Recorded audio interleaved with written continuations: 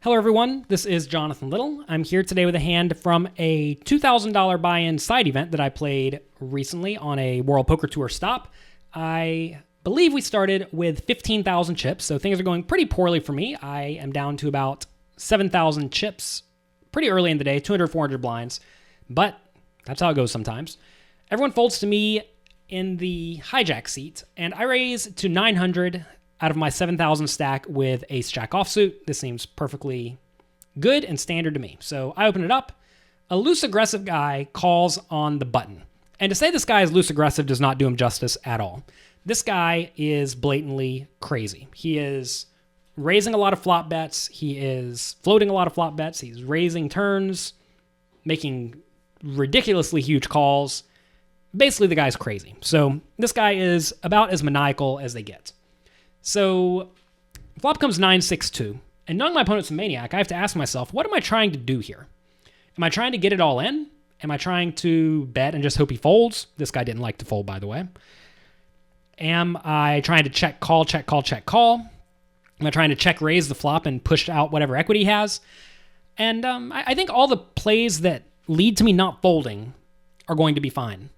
Because even though we did not make a pair on this flop, it's somewhat unlikely my opponent made a pair. And I realize he's going to be playing all sorts of hands with 9s and 6s and 2s in them. But at the same time, he's playing all sorts of hands without 9s, 6s, and 2s in them. So the real question is, would I take this ace-jack versus a completely random hand? Or nearly random hand? And I certainly would.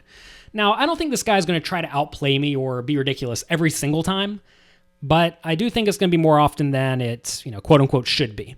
So keeping that in mind, I am going to bet the flop. Pot's 2,800, and I bet 1,000, especially against very, very aggressive players. As your stack gets somewhat short, you want to do everything in your power to make your opponent think that you are weak. And you can look weak when you bet, and you do that by betting small.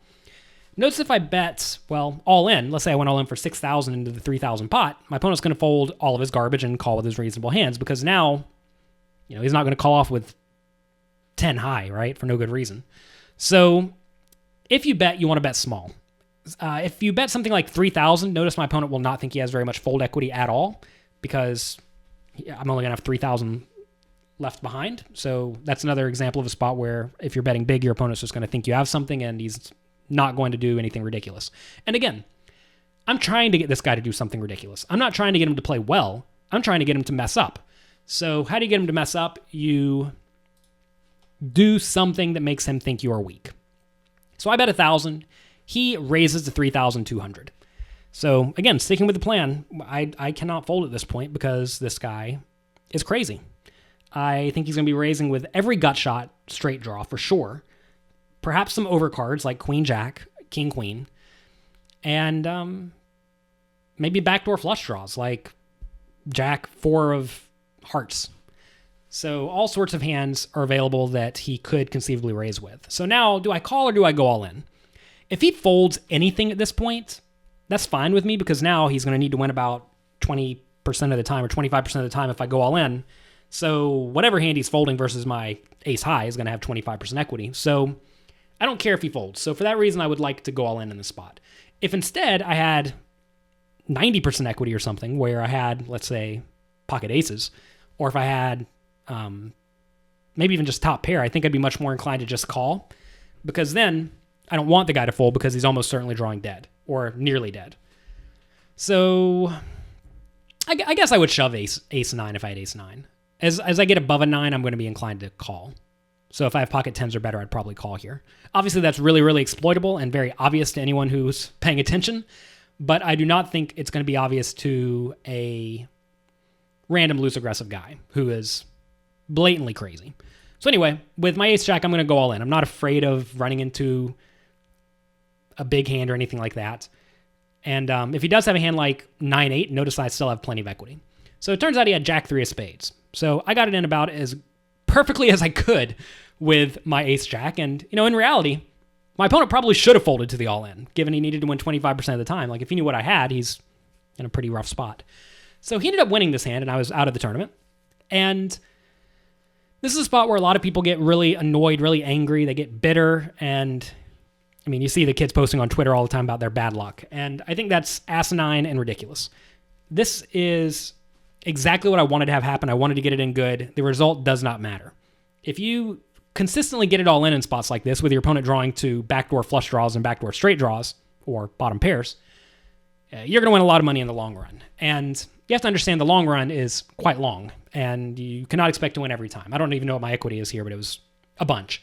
And just manufacture that equity, get it in good, and grind it out over and over and over again. So just realize whenever you get it all in with a lot of equity, doesn't mean you're going to win every time. You're going to win most of the time, but sometimes you're going to lose. And when you lose, that's not a reason to get mad. As